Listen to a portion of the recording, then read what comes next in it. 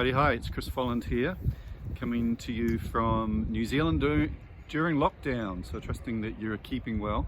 Topic of today, let's get straight into it, is about mortgage holidays. It's come up as a question quite a bit recently because in New Zealand here people are being offered mortgage holidays. If they can't work, they got some money from the government, they're stressing out about their mortgage. So what the banks are saying, listen, is we'll give you a 6-month break where you just don't have to make your payments. It's happening around the world.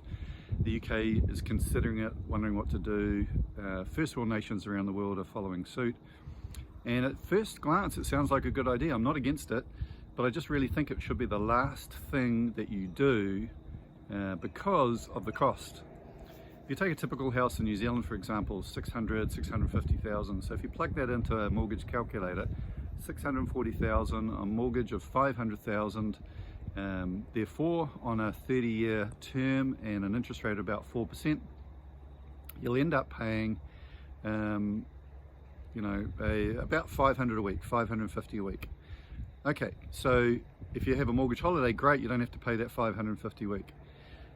But what happens technically is that payment that you miss, that 6 months, they tack it on the end and they charge interest during that period, which is no problem. Just extends your loan a little bit, right?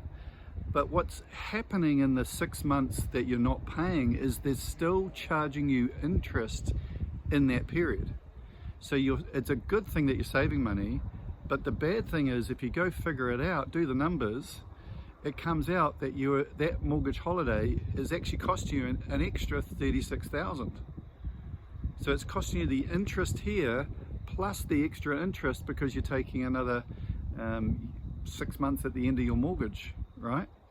So would you take a free holiday that was costing you $36,000? Maybe not. Would you, if it actually costs you in that period to borrow money to pay the mortgage, is that a smart thing? It probably is, because if you factor in what the banks would actually be charging you in interest just for that money in between time that you're missing, that 14,000 for example that you're saving, is going to cost you the 14,000 back plus another 11,000 on top.